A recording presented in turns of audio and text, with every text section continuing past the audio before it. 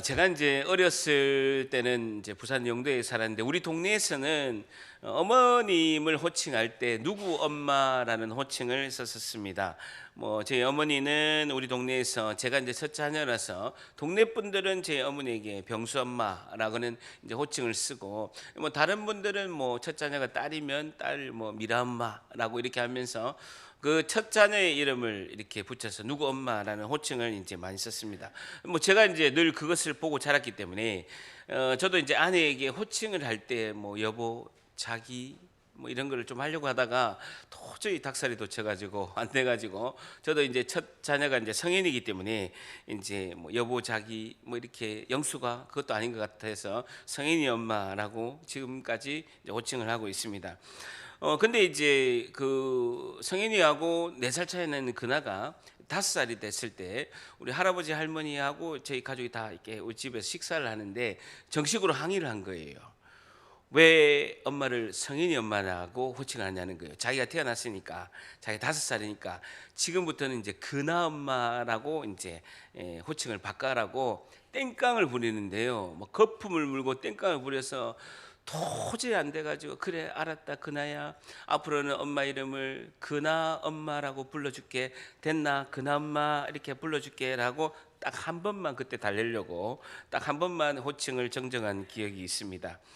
오늘 우리가 살펴볼 본문의 말씀은 성경 사도행전 11장 26절에 교회를 다니는 성도를 처음으로 그리스도인이라고 호칭하고 있습니다. 11장 26절에 보게 되면 교회를 다니는 성도를 처음으로 안디옥 교회 성도를 그리스도인이라고 부르게 되었다라고 오늘 말씀하고 있습니다. 그리스도인이라는 영어로 크리스찬이라고 하는데요, 크라이스트, 그리스도, 예수님을 상징하는 그리스도에다가 ISN을 붙여서 그리스도에게 속한 사람, 그리스도에게 속한 사람, 즉 예수님에게 속한 사람이라고 교회를 다니는 사람을 호칭했다라고 이렇게 말씀하고 있습니다. 오늘 본문 말씀을 통해서 진정한 그리스도인은 어떤 사람일까요? 질문이 뭐라고요? 진정한 그리스도인은 어떤 사람일까요에 대한 질문의 교훈을 얻고자 합니다. 오늘 질문이 뭐라고요? 진정한 그리스도인은 어떤 사람일까요에 대한 질문에 대한 교훈을 얻고자 합니다. 오늘 사도행전 11장을 살펴보는데 우리가 10장부터 보게 되면 이방인의 선교가 시작이 됐습니다. 그전에는 유대인을 중심적으로 선교를 하다가 사도행전 10장부터는 이방인의 선교가 시작이 됐는데, 첫 단추가 로마의 백부장 고넬료를 이제 전도하면서 시작이 되었죠. 그래서 고넬료 한 사람이 하나님 은혜로 구원의 은혜 가운데 이끌게 되고, 두 번째는 이 고넬료에게 복음을 전하고 세례를 베푸는 베드로의 변화된 사건이 이렇게 있게 되고, 마지막 세 번째는 예루살렘 교회가 이방인의 선교가 하나님의 뜻이다, 이것이 유대인뿐만 아니라 외국인 이방인들도 선교를 하는 것이 하나님의 뜻이다라는 것을 깨닫게 되는 사건이 있게 되었습니다. 우리가 11장 17절 18절, 11장 17절 18절 우리 다 같이 큰 소리로 읽습니다. 시작. 그런즉 하나님이 우리가 주 예수 그리스도를 믿을 때에 주신 것과 같은 선물을 그들에게도 주셨으니 내가 누구이기에 하나님을 능히 맡겠느냐 하더라. 그들이 이 말을 듣고 잠잠하여 하나님께 영광을 돌려 이르되, 그러면 하나님께서 이방인에게도 생명 얻는 회개를 주셨도다 하니라 라는 것입니다. 유대인 그리고 외국인 이방인 모두를 구원하시는 것이 하나님을 누가 능히 맡겠느냐라고 이렇게 베드로가 설득을 하면서 예루살렘 교회에 이야기하게 되고, 그들이 모두가 하나님께 영광을 돌리면서 유대인뿐만 아니라 외국인에게도 하나님의 구원의 은혜를 베푸시는 것이 하나님의 뜻이구나라는 것을 깨닫게 되었죠. 그러면서 하나님께서 하시는 그런 구원의 역사, 전도 역사의 열매들이 19절부터 쭉 이어져 가고 있다라는 것입니다. 자, 11장 19절 오늘 본문 말씀 보게 됩니다. 그때 스데반의 일로 일어난 환란으로, 줄쳐보세요. 스데반의 일로 일어난 환란으로 말미암아 흩어진 자들이, 쭉 줄쳐보시면요, 사도행전에 스데반 집사가 첫 순교자로 순교한 이후에 사울과 그 무리들이 앞장서서 핍박을 하고 사도들 외에는 성도들이 예루살렘 밖으로 다 뿔뿔이 흩어지게 되었다라고 말하고 있습니다. 어디까지? 베니게와 구브로와 졸자 보세요. 안디옥까지 이르러 마침내 그 북쪽의 안디옥까지 사람들이 다 흩어지게 되는 거예요. 한국으로 치면 서울에서 핍박을 받아가지고 이 사람들이 어디까지 갔냐면 러시아의 블라디보스토크까지 가게 되었다. 그 정도 거리가 됩니다. 시리아의 안디옥이니까 상당히 북쪽이네요. 백두산 저 위쪽까지 러시아의 블라디보스토크까지 사람들이 흩어지게 되었다라는 말씀이죠. 그런데요, 좋죠 보세요. 유대인에게만 말씀을 전하는데 안디옥으로 흩어진 그 사람들에게 환난을 당해서 흩어진 그 유대인에게 먼저 우선 예수님의 복음을 전하게 되었다라는 것입니다. 자, 그러면서 11장 20절 같이 한번 읽습니다. 시작. 그 중에 구브로와 구레네 몇 사람이 안디옥에 이르러 헬라인에게도 말하여 주 예수를 전파하니. 안디옥에 이르러 헬라인에게도 말하여. 줄쳐보세요. 주 예수를 전파하니. 줄쳐보세요.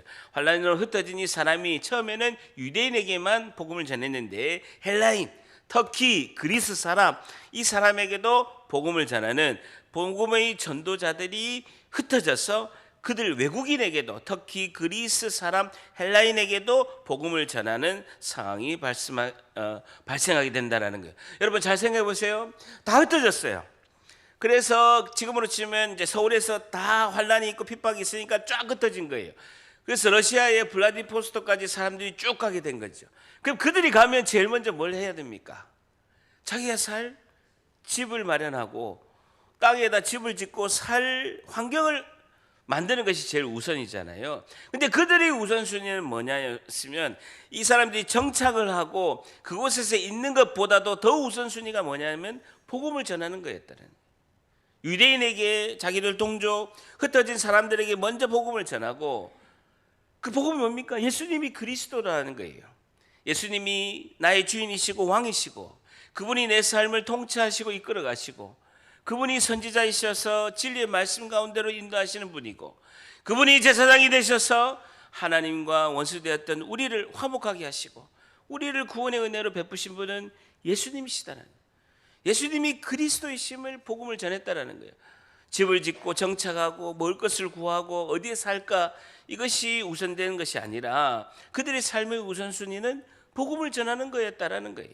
그렇게 오늘 말씀하고 있습니다. 저를 따라합니다. 다 같이 주 예수를 전파하니. 한 번 더. 주 예수를 전파하니. 예수님이 주인이심을 전파했다라는 거예요. 예수님이 나의 주인이심을 전파했다라고 이렇게 말씀하고 있습니다. 예수님이 나의 구원이시고 생명이시고 그분이 나의 왕이시고 주인이심을 그들이 선포하고 복음을 전했다라는 것입니다. 자, 그렇게 하니까요, 오늘 핵심입니다. 21절 같이 있습니다. 시작. 주의 선이 그들과 함께 하심에 수많은 사람들이 믿고 주께 돌아오더라. 줄쳐보세요. 주의 선이 그들과 함께 하심에. 오늘 핵심 구절입니다. 주님의 손길이 그들과 함께 하심에. 복음을 전하는 그곳에 예수님의 손이 함께 하셨다라는 거예요. 손은 권능과 능력을 말하고 있습니다. 우리가 복음을 전할 때 주님이 함께 하셨다라는 것입니다. 저를 따라합니다. 다 같이 주의 손이 우리와 함께 하심에. 한 번 더. 주의 손이 우리와 함께 하심에. 이게 복입니다, 여러분. 제가요, 기도할 때마다, 오늘도 기도할 때, 그리고 신방 가서 기도할 때, 양육할 때 기도할 때, 그리고 집사님들하고 커피 마실 때, 식사할 때, 기도할 때 제일 많이 하는 기도 제목, 축복이 주님의 선하신 손길이 함께하여 주시옵소서. 주님의 선하신 손길이 우리와 함께하여 주시옵소서. 그 기도를 가장 많이 합니다. 집사님에게 하나님의 선하신 손길이 함께 하시기를 축복합니다. 이 기도를 가장 많이 한다. 한 번 더 저를 따라합니다. 주의 손이 우리와 함께 하심에. 주의 손이 우리와 함께 하심에. 이게 가장 큰 축복이고 가장 큰 기도 제목인 줄 믿습니다. 자, 그런데요, 수많은 사람들이 믿고 주께 돌아오더라. 줄쳐보세요. 안디옥에 있는 불신자들이, 저들은 예수님 때문에 고난을 받아서 고향에서 쫓겨왔는데 어떻게 저렇게 기쁘게 저렇게 예수님을 전할 수 있을까? 고향을 떠나서 흩어져 여기까지 왔는데도 저들은 자기 먹을 것, 자기 집을 구하지 않고 복음을 전하는 거 보니까 진짜 예수님께 속한 사람이다, 진짜 그리스도인이다, 진짜 예수쟁이다 라고 호칭할 정도로 불신자, 안디옥에 있는 불신자들이 인정했다라는 것이죠. 이 모든 것은 핍박 가운데도 흩어지면서 수많은 사람이 믿고 주께 돌아오게 하려는 하나님의 섭리, 주님의 손이 주도권을 잡고 진행하신 줄 믿습니다. 한 번 더, 주의 손이 우리와 함께 하심에. 하나님이 함께 하시면 전도하러 갑니다. 하나님이 함께 하시면 생명사역하러 갑니다 라고 외치면서 나아가야 될 줄 믿습니다. 첫 번째, 진정한 그리스도인은 어떤 사람일까요? 오늘 첫 번째, 우리 그리스도인은 예수 그리스도를 전파하는 사람입니다 라는 것이죠. 우리 그리스도인은 예수 그리스도를 전파하는 사람입니다 라는 것입니다. 진정한 그리스도인은 어떤 사람일까요? 우리 그리스도인은 예수 그리스도를 전파하는 사람입니다 라는 것입니다. 우리가 전하고 우리가 영광을 드리는 분은 예수 그리스도 한 분이시고 그분을 전파하는 것은 우리의 모든 사명인 줄 믿습니다. 제가 좋아하는 단어가 있는데요, 꿈 넘어 꿈. 오늘 설교 제목이 뭡니까? 꿈 넘어 꿈을 향해라는 게 설교 제목이죠. 제가 제일 좋아하는, 요 근래 제일 좋아하는 단어가 꿈 넘어 꿈, 그리고 꿈 넘어 꿈을 향해, 꿈 넘어 꿈을 다시 꿈꾸며 이라는 문장과 단어를 너무너무 좋아합니다. 우리 자녀가 초등학교 때부터 고등학교 때까지 12년 동안 열심히 공부해서 엄마가 계속 기도하면서 바라는 건 뭡니까? 좋은 대학 가게 해달라고 꿈을 꾸고 기도하고, 소망 가운데 좋은 대학 가게 해달라고 그렇게 꿈을 꾸고 기도를 하죠. 그리고 좋은 대학에 합격하면 엄마가 무슨 꿈을 또 꾸고 기도합니까? 좋은 대기업, 좋은 회사. 좋은 회사 어디입니까? 여러분, 포항에서 제일 좋은 회사뿐만 아니라 전 세계에서 제일 좋은 회사가 어디입니까? 그렇지, 포스코지. 삼성이 아니라는 거예요. 여러분, 제가 설교 적었어요. 좋은 대기업, 특히 포스코, 삼성에 취직을 하기 위해서. 여러분, 삼성은 포스코 다음입니다. 포스코가 제일 좋은데요. 포스코, 삼성을 취직하기 위해서 꿈을 가지고 기도하고 최선을 다해서 이렇게 기도합니다. 여러분, 학교 선생님 되기 위해서는 어떻게 합니까? 대학이 가기 힘든 교대 가기 위해서 우리 교대에 가게 해주세요. 우정현 교대 가게 해주세요. 막 이렇게 기도하는 것처럼 교대에 가면 또 어떻게 합니까? 꿈을 가지고 기도하고, 교대 가도 또 뭐합니까? 임용고시. 보통 몇 번씩 떨어지잖아요. 임용고시 꼭 합격해달라고 꿈을 가지고 또 기도하는 것입니다. 그래서 이제 선생님 되게 해달라고 꿈을 가지고 기도하는 것이죠. 여러분, 교대를 가게 해달라고 꿈을 가지고 기도하고, 또 임용고시 합격해서 선생님이 되게 해달라고 기도하고, 좋은 대 가게 해달라고 꿈을 가지고 기도하고, 그리고 좋은 포스코, 삼성에 가서 가게 해달라고 또 대학 마치면 또 기도하는 거예요. 근데 진짜는요, 선생님이 되고 나서 어떤 선생님이 되는 거, 그리고 직장인이 되어서 포스코나 삼성에서 어떤 직장인이 되는가, 꿈 넘어 꿈이 더 중요하다라는 거예요. 꿈을 넘어서 그 꿈이 완성이 되었을 때 우리는 또 다른 어떤 꿈을 또 가지고 살아가야 되는가. 꿈 넘어서 꿈을 다시 꿈꾸며 꿈 넘어서 꿈을 향해서 나아가는 것이 너무나 중요하다는 거예요.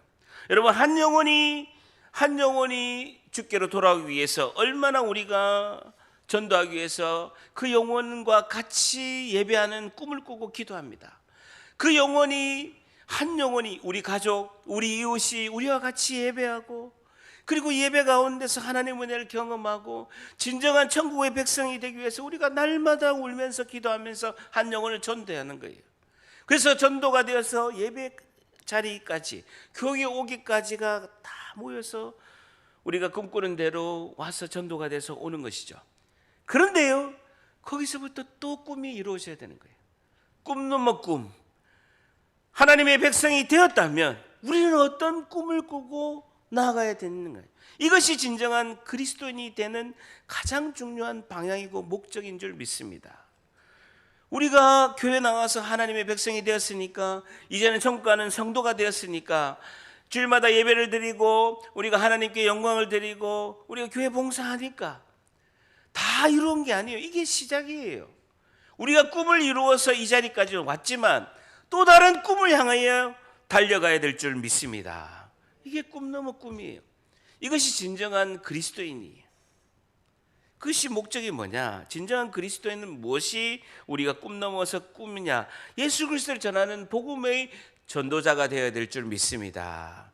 담임 목사뿐만 아니라 우리 모든 성도는 교회에 와서 하나님의 백성이 된 이후에는 꿈 넘어 꿈이 있다라는 거예요. 복음을 전하는 진정한 예수 그리스도를 전하는 복음의 전도자가 우리 모두의 꿈 넘어 꿈인 줄 믿습니다. 다 같이 저를 따라합니다. 예수 그리스도를 전하는 복음의 전도자가 꿈 넘어 꿈입니다. 한 번 더, 예수 그리스도를 전하는 복음 전도자가 우리의 꿈 넘어 꿈인 줄 믿습니다. 자, 그러면서 22절에 보세요. 예루살렘 교회가 이 소문을 듣고 수리아 안디옥에서 어찌 그곳에서 사람들이 예수님을 믿는 이런 역사가 있는가, 이 소문을 듣고 바나바를 안디옥까지 보내게 됩니다. 이 사람의 소문을 듣고 줄쳐보세요.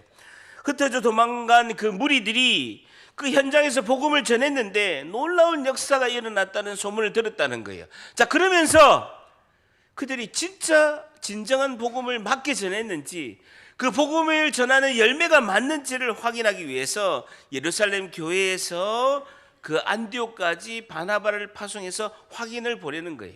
지금으로 치면 서울에서 러시아 블라디보스토크까지 사람을 보내서 진짜 전도의 열매가 맞는지, 전도의 복음을 제대로 전했는지 확인하러 바나바를 보낸다는 것이죠. 왜냐하면 그 당시에 세계의 3대 도시가 있었습니다.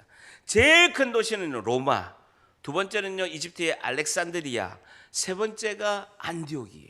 수리아 안디옥. 이가 세 번째로 전 세계에서 제일 큰 도시입니다. 엄청나게 인구도 많고 가장 큰 도시인데요, 거기는 정말 그 행정 도시고 부자 도시고 사람들이 예수님을 믿을 수 있는 환경이 아니에요. 그럼에도 불구하고 많은 열매를 맺은 것을 보고 확인하는 것이죠. 자, 그런데요 23절에 바나바가 확인해 보니까 23절 한번 같이 있습니다. 시작. 그가 이르러 하나님의 은혜를 보고 기뻐하여 모든 사람에게 굳건한 마음으로 주와 함께 머물러 있으라 권하니. 하나님의 은혜를 보고 기뻐하여 주옵소서. 바나바가 안디옥 교회에서 확인해 보니까 참 복음의 진리가 맞다라는 거예요. 그리고 하나님의 은혜가 맞다라고 확인한 것입니다. 자, 그러면서 바나바가 이 안디옥 교회에다가 설교를 하는 거예요.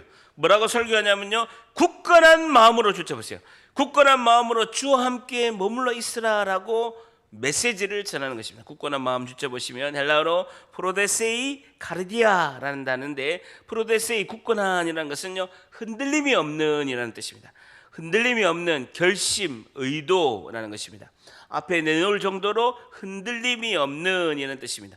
다시 말해서 프로데세이 카르디아, 흔들림이 없는 마음을 가져라라는 것입니다.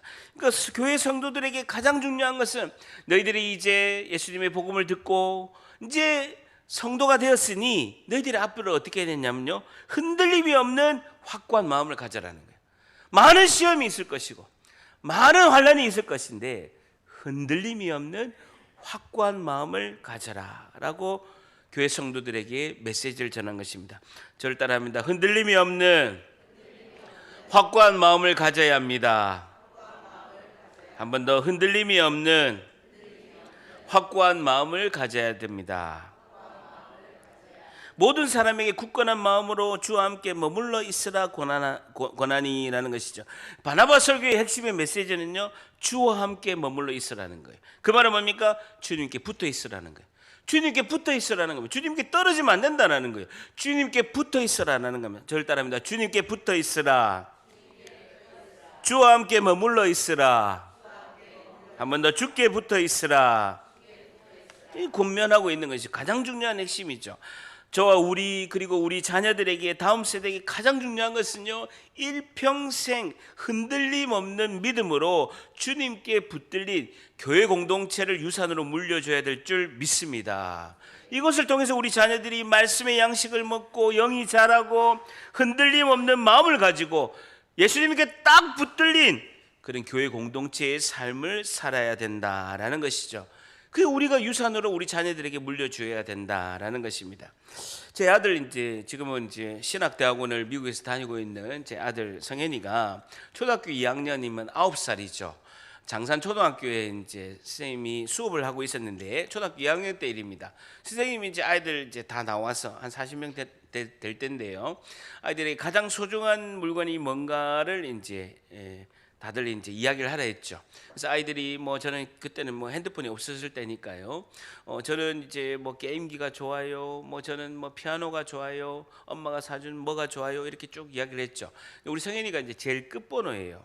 아이가 제일 키가 커가지고 제일 끝보는데 성인이가 나와서 성인은 뭘 제일 소중한 거야? 그러니까 저는 성경책이 제일 소중합니다라고 9살짜리가 이야기를 했죠. 그러니까 왜 성경책이냐? 다른 애들은 피아노, 뭐 게임기, 뭐 인형, 뭐 장난감, 뭐 이렇게 이야기하는데 너는 왜 성경책이냐라고 선생님이 물어봤습니다. 그러니까 9살 난 우리 성인이가 이렇게 이야기했습니다. 성경은 인생의 답입니다.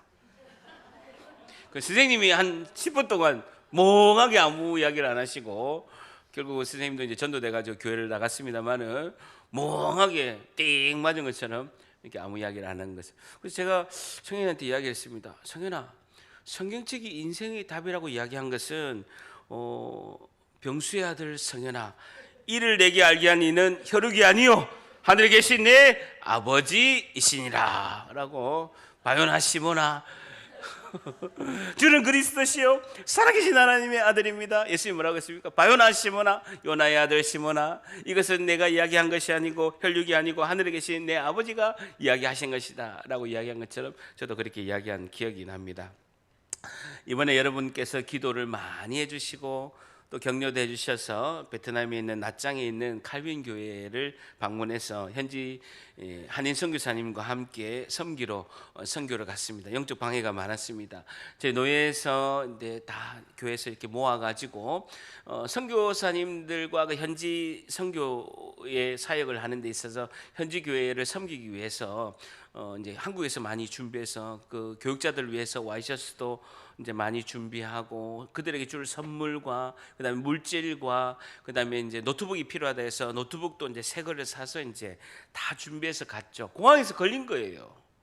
공안들이 걸려가지고 세금을 내거든지 이걸 폐기시키든지 해라고 해가지고 첫날 공항에서부터 걸려가지고 관세를 물리겠다고 해가지고 막 실경이 있어가 나오지를 못하는 그런 상황이 발생했고, 갑자기 폭우로 인해서 우리가 같은 장소에서 한인이 좀 4명이 폭우로 사망하는 사건도 있어요. 우리 바로 옆 이렇게 에어리에서 이런 일도 발생하고 저희들 올 때도 또 1명이 사망하는 1년에 한 번 날까 하는 그런 이제 이런 사고들이 그 주간에 이렇게 마지막 우기철에 폭우로 인해서 이게 생기고 이렇게 했습니다.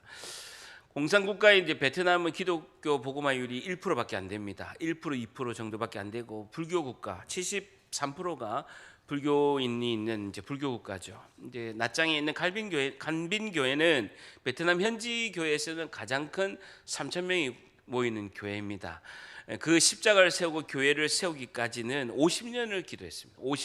50년을 기도해서 얼마 전에 이제 십자가를 세우고 예배당에 이제 3,000명이 모이는 교회로 이렇게 있었는데, 마치 한국의 이슬람 사원을 세우는 것처럼 어려운 것이 베트남의 교회를 세우는 것입니다. 우리 지금 7, 80년대하고 똑같이 생각하면 됩니다. 에어컨도 없고요. 천장에 큰 프로펠러 같은 이제 선풍기만 돌아다니고 방음 시설이 전혀 안 돼 있지만 넓은 예배당을 가건물식으로 지어 가지고 뜨겁게 찬양하고, 그 진짜 단순한 복음, 저처럼 이렇게 뭐 예화를 하고 여러분 눈 동글동글 해가지고 이렇게 쳐다보고 이런 것도 없어요. 근데 단순한 복음을 전하는데 막 찬양하고 울고, 우리 마치 7, 80년대에 우리가 진짜 그 단순한 믿음으로 예배드리는 것과 똑같은 상황이었습니다. 너무나 은혜였고, 베트남에는요 그 박항서 감독하고 한류의 열풍이 엄청 불고 있습니다. 제일 전도를 하는 수단이 뭔지 압니까? 한국어 가르치는 거. 한국에 대한 로망이 많은 거예요. 한류 열풍이 엄청나게 많아서 그들은 소망이 한국어 배워서 한국에 가는 거.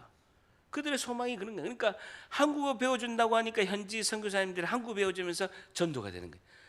전도를 금지하는 나라예요. 공식적으로 전도하면 잡혀가는 공안에. 근데 한류 열풍이 불고 한국어를 가르치고 한국어 센터를 하면서 교회로 인도하는 것이죠. 그래서 폭발적으로 한국어를 배우면서 지금 전도가 일어났다라고 하고 있습니다. 여러분, 대한민국 평균 연령이 몇 살인 줄 아십니까? 대한민국 우리 아기들부터 돌아가시 직전에 있는 모든 대한민국 5천만 명의 평균 나이가 얼마겠어요? 5천만 명을 다 해가지고 평균 나이를 하니까 대한민국 평균 나이가 몇 살이겠습니까? 네? 맞추신 분께 큰 선물을 드리겠습니다. 한번 찍어보세요. 44. 와, 큰일 날 뻔했어요. 47세. 고령화 사회가 돼버렸어요. 고령화 사회가 된 거예요. 47세. 베트남이 1억 인구고 1억 1억 1천만 명. 1억 인구인데 베트남의 평균 연령이 몇 살인지 압니까? 29. 비교가 안 되죠. 그러니까 사람이 막 버글버글 하는 거예요. 우리 옛날 70년대 골목에 가도 사람 있고, 시내 가도 사람 있고, 산에 가도 사람 있고, 어디가 다 사람이 버글버글 하는 거예요. 그러니까 이 자동차 관세가 비싸니까 우리 소나타가 한 3,800만 원, 4천만 원 하잖아요. 소나타가 8,500만 원, 똑같은 건데 관세가 5천만 원 붙는 거예요. 돈 있는 사람만 사는 거예요. 그러니까 전부 오토바이 타고 자전거 타고 사람이 버글버글한 거예요. 정말 부럽더라고요. 젊은이들이 많고. 왜냐면 우리가 이제 3만 5천 불 이렇게 되는데 1년에 이제 국민 소득은 4천 불, 그 많이 2,700불에서 정말 요즘에 소득이 늘어서 4천 불밖에 안 되는데도 행복해요. 행복해 한다고요. 작은 것에 감사하고 행복해하고. 제가 느낀 것은요, 하나님께 감사하는 거. 그 정말 오늘 5분 영상도 보면요, 감사하는 마음을 가지는 거. 이 은혜가 우리 모두에게도 임하실 줄 믿습니다. 자, 그래서 어쨌든 안디옥 교회의 사역자로 파송을 받아서 주님께 붙어 있으라라고 설교를 한 바나바는 누구인가? 24절 같이 있습니다. 시작. 바나바는 착한 사람이요 성령과 믿음이 충만한 사람이라. 이에 큰 무리가 주께 더하여 지더라. 줄자 보세요. 바나바는 착한 사람이요 성령과 믿음이 충만한 사람이라 라는 것입니다. 안디옥 교회의 사역자로 파송을 받은 이 바나바는 누구인가? 착한 사람이요 성령과 믿음이 충만한 사람이라 라고 말씀하고 있습니다. 이에 큰 무리가 주께 더하는 폭발적인 안디옥 교회의 부흥이 일어나게 되는 것입니다. 바나바는 결국 예수님의 마음을 갖고 사는 그리스도인이라는, 착한 사람이고 성령과 믿음이 충만한 사람이라. 이 말은 뭐냐면요, 한마디로 말하면 뭡니까? 작은 예수라는 거예요. 작은 예수, 그리스도에게 속한 사람, 작은 예수, 착한 사람이고 성령과 믿음이 충만한 사람이다라는 것입니다. 이것은 목회자뿐만 아니라 우리 전 성도들이 바나바처럼 착한 사람이요 성령과 믿음이 충만한 사람이 되어야 될 줄 믿습니다. 오늘 마지막 교훈은요, 진정한 그리스도인은 어떤 사람일까요? 마지막 교훈은요, 두 번째, 우리 그리스도인은 예수 그리스도를 닮은 사람입니다 라는 것이죠. 우리 그리스도인은 예수 그리스도를 닮은 사람입니다 라는 겁니다. 그리스도인이 뭐라는 거예요? 예수 그리스도를 닮은 사람, 작은 예수다라는 것입니다. 착한 사람이요 성령과 믿음이 충만한 사람, 예수 그리스도를 닮은 사람이 그리스도인이다라는 것입니다. 여러분, 우리 가족들은, 이웃들은 우리를 보고 믿지 않는 불신자들은 예수쟁이라고 비난을 하기도 합니다. 그들은 우리를 보면서 작은 예수라고 느끼기 때문에 예수쟁이라고 비난하면서도 부러운 것이죠. 그러면 우리가 스스로에게 한번 질문해 보시길 바랍니다. 우리는 예수님의 거울이 되어서 우리를 통해서 예수님이 나타나고 있습니까? 예수쟁이 예수님의 향기가 우리에게 나오고 있습니까? 우리의 예수 그리스도의 향기는 사랑이고 거룩인 줄 믿습니다. 자, 25절 한번 같이 있습니다. 시작. 바나바가 사울을 찾으러 다소에 가서, 찾으러 동그라미 쳐보세요. 바나바가 사도 바울을 찾기 위해서, 사울이 변화되었다라고 하는데 그 사울을 찾기 위해서 고향 다소, 사울의 고향인 다소에 가서 찾아보는데, 찾으러 동그라미 치면요, 아나제테오라는 단어인데 주의 깊게 부지런히 찾아보았다는 거예요. 아주 만나기가 힘들었다. 지금처럼 핸드폰이 있는 것도 아니고 전화가 있는 게 아니기 때문에 바나바가 사울을 찾기가 굉장히 힘들었는데 바나바가 첫 동력자인 사울을 찾기 위해서, 사도 바울을 찾기 위해서 부지런히 주의 깊게 찾으러 다닌 것을 볼 수가 있습니다. 근데 26절에 드디어 찾게 되었죠.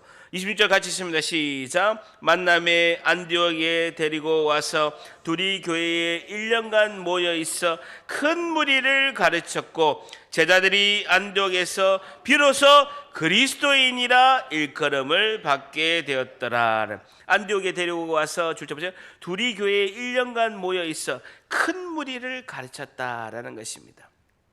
다소에 있는 그 사도 바울을 안디옥에 데려와서 1년간 안디옥 교회에 말씀을 가르친 거예요. 지금처럼 이제 성경 말씀을 가르치는 교회의 가장 중요한 사명은요, 말씀을 가르치는 겁니다.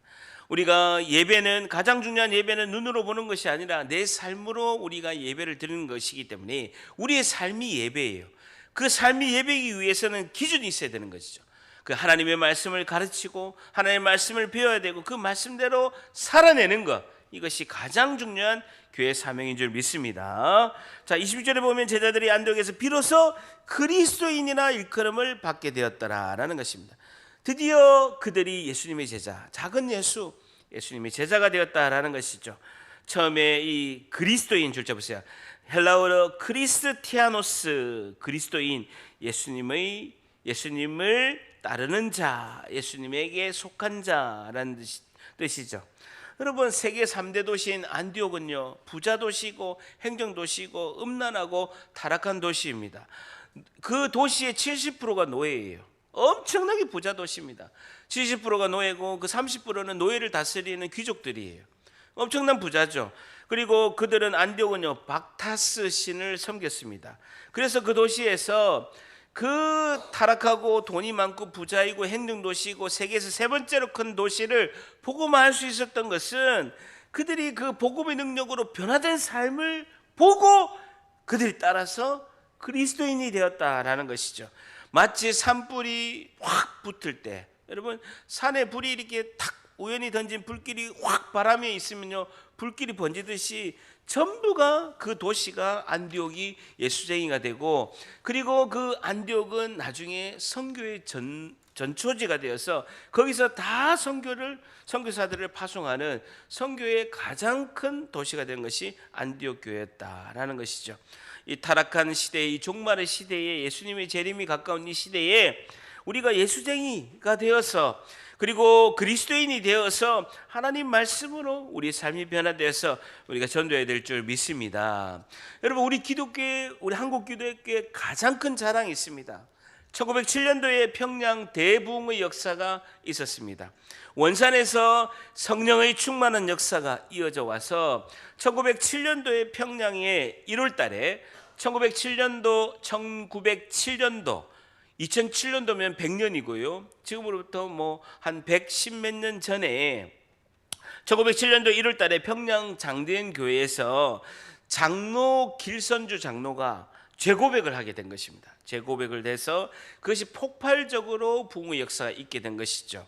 그때 1907년도 1월 2일부터 15일까지 말씀 성경 사경회가 일어나게 되었습니다. 그때 길선주 장로가요, 맨 앞에 나와서 자기가 작년에 1906년도에 친구가 세상을 떠났는데 자신의 재산을 정리해 달라고 하면서 그때 당시로는요, 엄청나게 큰 거금인 $100를 길선주 장로에게 맡겼습니다. 그것을 자기가 그 거금의 횡령, 지금으로 치면 한 50억 가까운 돈을 맡겼는데 그것을 자기가 횡령했다라고 600명이 넘는 그 회중 앞에서 자신이 장로이고 교회 지도자이고 제일 큰 어른임에도 불구하고 죄고백을 시작하게 된 것이죠. 그때부터 회개 포문이요, 엄청나게 일어나기 시작한 거예요. 어떤 한 여인은 청일 전쟁 때 자기가 자신의 아기를 죽였다. 그리고 불치병에 걸려서 아파하는 그 아내에게 어떤 사람은요, 맨날 술 먹고 와서 아내를 때리고 저주를 퍼부었다.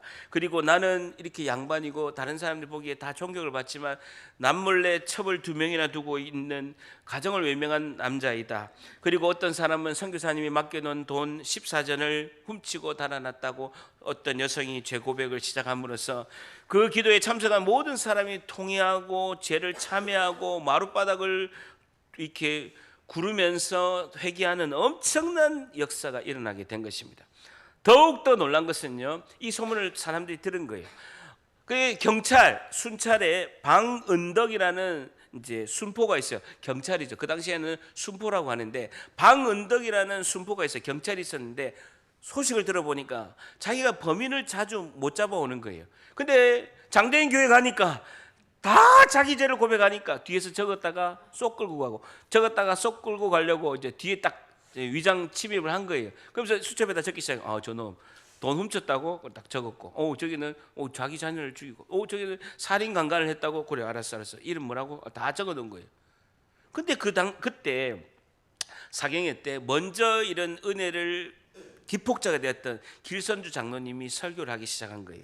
그때 뭐라고 설교했냐면요, 길선주 장로가 설교에서 물질을 도둑한 사람은 잡을 수 있지만 마음에 있는 죄를 다스릴 수 없다.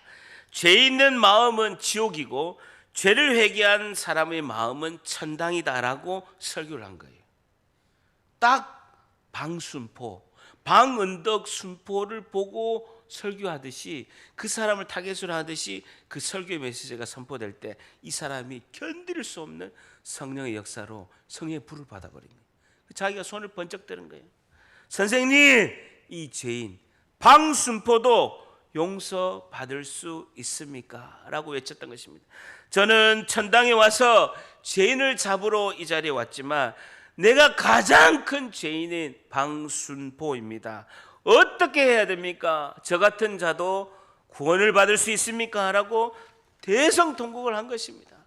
폭발적으로 그 방순포의 고백 이후에 장대인 교회에서 폭발적으로 부흥의 역사, 성령의 부흥의 역사가 일어나게 된 것입니다. 방은덕 그 사람은요, 경찰직 순포직을 그만두고 자기의 고향으로 돌아가 가지고 그 평안북도 맹산군에 귀향해서 즉시 자기 전 재산을 다 팔아서 맹산교회를 바로 짓고 설립을 했습니다. 여러분, 이 당시에 그 회개 역사를 목격한 선교사가 영국의 자기 나라의 그 신문에다 기고한 내용이 있습니다. 이렇게 자기가 그 신문에다 기고를 했습니다. 마치 감옥의 지붕을 여는 것 같았다. 살인, 강간 등 상상할 수 없는 엄청난 죄가 고백되었다.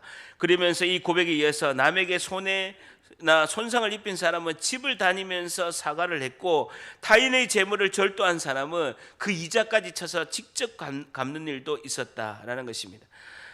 어떤 중국의 그런 상인은 자신과 거래했던 그 기독교인이 찾아와서 내가 당신에게 물건을 예를 들어서 100원짜리를 내가 부당이익을 해서 1000원에 팔았는데 내가 900원을 남겨 먹어가지고 그 900원을 환불해 주겠다라고 와서 한 사람도 있을 정도로 그 평양이라는 도시가 대붕의 역사가 일어나고 회개의 역사가 일어났다는 것입니다. 평양 시내가요 발칵 뒤집혔고, 목사들은, 북한에 있는 목사들은 다 평양 시내에 와서 각 교회에 있는 그 목사님들이 와서 그 부흥의 역사를 다 경험하고 그 불을 가지고, 엄청난 성령의 불을 가지고 돌아가서 이 대한민국의 부흥의 역사가 전 한반도를 덮는 기적의 역사가 1907년도에 일어났다는 것이죠. 사랑하는 성도 여러분, 설교를 마무리하면서 여러분에게 예수님은 누구십니까? 진정한 그리스도인이라면 우리가 예수님을 자랑스럽게 여기고 예수님 앞에서 회개하고 통안하고, 그리고 예수님을 전하고 복음을 전하고 우리의 삶을 예수님을 닮는 복된 그리스도인이 되어야 될 줄 믿습니다.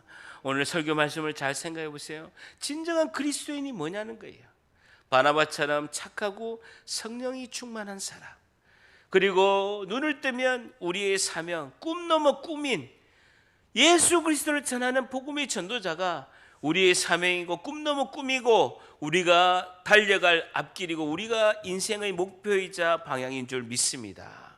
이번 한 주도 우리가 예수 그리스도를 전하고 주님 앞에 통회하며 자복하고 회개하고 진정한 하나님 앞에서 그리스도인으로서 착한 사람, 성령이 충만한 사람이 되어서 이번 한 주도 담대히 승리하고 돌파하고 전진하여서 하나님께 영광 드리는 우리 모두가 되시기를 주님의 이름으로 간절히 축원합니다.